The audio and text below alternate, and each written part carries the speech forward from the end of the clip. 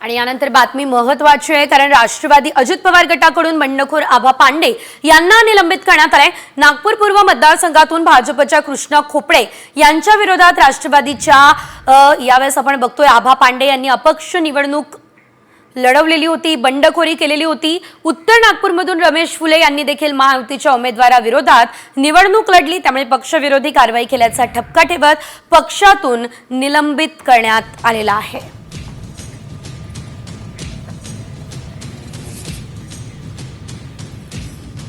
आणि आता बातमी नवी मुंबईमधून अतिशय मोठी आणि महत्त्वाची, कारण नवी मुंबईमध्ये पोलिसांनी 12 कोटी रुपयांचे अंमली पदार्थ जप्त केलेत। नवी मुंबई पोलिसांकडून कॉम्बिंग ऑपरेशनद्वारे संयुक्त कारवाई करण्यात आली आहे। 25 ठिकाणी छापेमारी झाली आहे। 16 आफ्रिकन नागरिकांना अटक सुद्धा करण्यात आलेली आहे।